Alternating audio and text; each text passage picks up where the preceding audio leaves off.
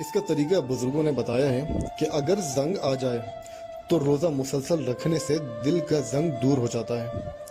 آپ قائم اللیل اور صائم الدہر ہو جاؤ، رات کو عبادت قیام کرو اور دن کو روزہ رکھو تو یہ زنگ دور ہو جاتا ہے۔ مال کے تقسیم کرنے سے یہ زنگ دور ہو جائے گا۔ مال کے جمع کرنے سے اگر زنگ لگا تو مال کے تقسیم کرنے سے زنگ دور ہو جائے گا۔ والدین کی کسی حکم عدولی سے زنگ لگا تو والدین کی اطاعت سے یہ زنگ دور ہو جائے گا۔ اگر والدین کا وصال ہو جائے تو بھی ان کی کوئی نہ کوئی بات آپ ادب کے ساتھ یاد رکھ سکتے ہیں۔ آپ لوگ سبب کے ساتھ الجھتے رہتے ہیں اور مسبب کو بھول جاتے ہیں، اسی لیے زنگ لگتا ہے۔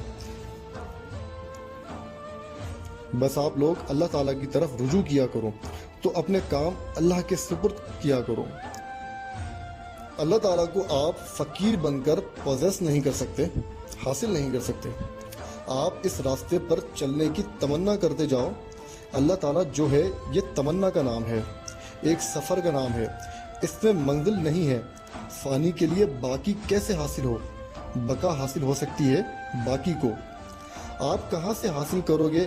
چونکہ آپ فائنائٹ ہیں، آپ محدود ہیں، اسی لیے لامحدود کے ساتھ آپ کیسے تعارف حاصل کر سکتے ہیں؟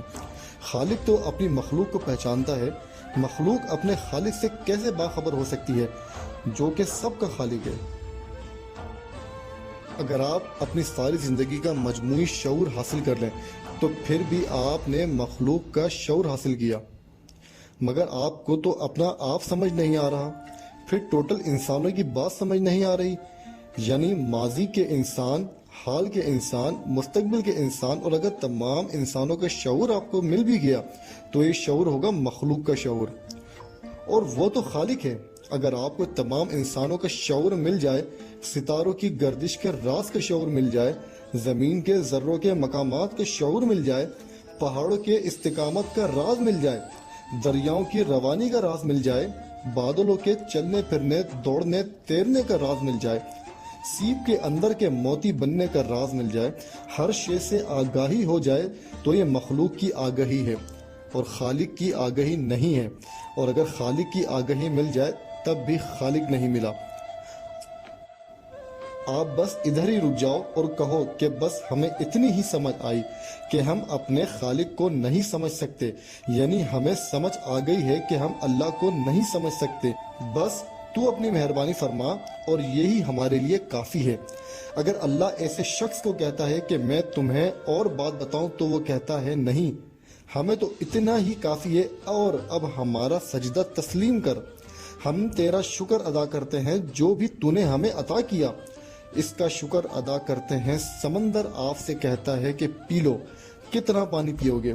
تو آپ کہاں تک پیو گے؟ آپ کہو بس یہ تیری مہربانی ہے۔ سمندر کیا ہے؟ اس کی مہربانی ہے۔ تو سمندر کا جلوہ ہی کافی ہوتا ہے۔ اگر کبھی ایسا واقعہ ہو کہ ایک آدمی کسی بڑے دربار میں سوال لے کر جائے اور اسے بادشاہ نے بلا لیا، جو عام طور پر کسی کو نہیں بلاتا، اس نے بلا لیا اور یہ پوچھ لے کہ کیا تکلیف ہے، تو اب تو آپ کی تکلیف ختم ہو چکی، اور وہ تکلیف بیان کرنا گستاخی ہے۔ جاننے والے کے پاس مرض بیان کرنا گستاخی ہے، اور جب دینے والا جو بن مانگے دے رہا ہے وہاں سوال کرنا بھی گستاخی ہے۔ وہ اگر بلا لے تو پھر آپ کیا سوال کر رہے ہیں؟ کیونکہ وہ سوال آپ جس زمانے کا کر رہے ہیں وہ دوری کے زمانے کا سوال ہے، جبکہ یہاں قرب مل چکا ہے، تو دوری کا سوال آپ قرب میں کیسے کریں گے؟ اس لیے آپ اپنے سوالات سے بچیں۔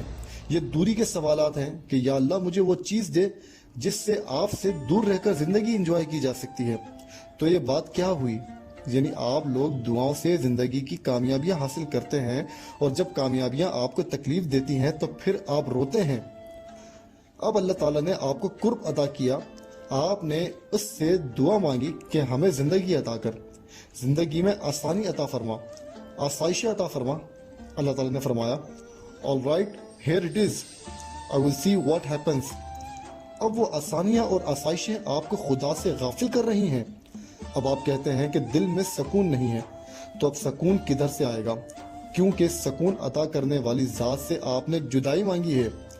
آپ کو ایک مثال ہے، کہانی سے بات آسانی سے سمجھ آئے گی۔ ایک شخص عبد الرب नश्तर गवर्नर बन गए। इनके पीर आगा तजम्मुल साहब थे और वो शाह मोहम्मद गौस में बैठते थे। आगा साहब पेशावर के रहने वाले थे और नश्तर साहब इनके मुरीद थे। नश्तर साहब कहने लगे कि मैंने सियासत में हिस्सा ले लिया है और आप मुझे कुछ मर्तबा अता कर दें तो मैं आगा साहब ने फरमाया क्या चाहिए? इसने कहा गवर्नरी। तो जो सुनने वाले गवाह थे वो बताते हैं कि आगा साहब ने फरमाया कि चल जा, तू गवर्नर हो जाएगा। इन ड्यू कोर्स वो गवर्नर बन गए। कुछ अरसे बाद वो फिर आगा साहब के पास गए। इन्होंने पूछा कि सुना भाई क्या हाल है, गवर्नर किस तरह का होता है? कहने लगा बहुत अच्छा होता है। फिर कहने लगा कि आगा जी सकून कोई नहीं है। कहने वाले कहते हैं कि आगा साहब ने कहका लगाया जबकि वो कभी कहका नहीं लगाते थे। तो ये पूछने लगे कि आपने कहका क्यों लगाया? फरमाते हैं कि सकून तो तूने मांगा ही नहीं था, तूने मांगा कुछ और था, अब तू किधर से सकून मिलेगा? जब जो चीज मांगने वाली थी वो तूने मांगी ही नहीं और जो चीज नहीं मांगने वाली थी वो तू मांग कर ले गया, तो अब सकून किधर से पाएगा? कहने लगे अब गवर्नरी को छोड़, तो वो कहता है कि छोड़ नहीं सकता, तो फिर सकून कहाँ से मिलेगा? लिहाजा अब सकून को छोड़ और ठंडी आग में जलता रहे। तो ये कहानी इतनी सारी है, इसलिए साहिबान अक्ल और बसीरत, आपके सकून के अंदर अल्लाह और आप दोनों होते हैं, इसमें औलाद नहीं होती। ईमान के अंदर आप और अल्लाह होते हैं, औलाद नहीं होती। इबादत में भी आप और अल्लाह होते हैं। तो ये इतनी सी कहानी आप समझ लें कि अगर अल्लाह का तकर्रुब आप मांग रहे हैं तो अल्लाह से अल्लाह के सिवा कुछ ना मांगो। तेरे सिवा करूं पसंद क्या तेरी कायनात में, तेरे सिवा करूं पसंद क्या तेरी कायनात में, दो जहां की नेमतें कीमतें बंदगी नहीं। अब आपको दोनों जहां की नेमतें मिली तब भी मत लो। आप कहो कि बस मुझे यही मकाम हासिल है। जब आप बादशाह के दरबार में पहुंच गए तो अब आप बादशाह से मांगते क्या हो? जब इसने करीब बुला लिया तो अब आपने मांगना क्या है? इसलिए आप वहां पर सवाल खत्म कर दो। ये तकर्रुब का आला दर्जा है जहां मुकर्रब सवाल खत्म कर देता है और सवाल करने वाला तकर्रुब से बाहर निकाल दिया जाता है। यानी कि वो कहता है कि जी वो चीज चाहिए, फरमाते हैं कि ले जा और वो चीज इसको दे दी।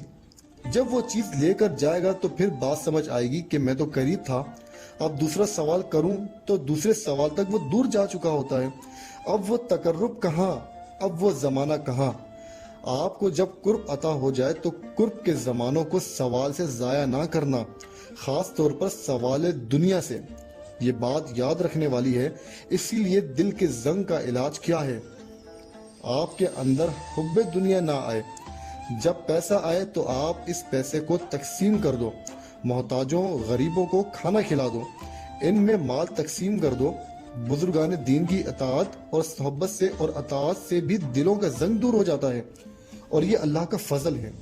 आम तौर पर दिल के जंग को दूर करने वाला जो केमिकल है वो आंसू है या फिर तवज्जो है। तवज्जो किसी और की होती है और आंसू आपके होते हैं, तो इस तरह भी दिलों का जंग दूर हो जाता है।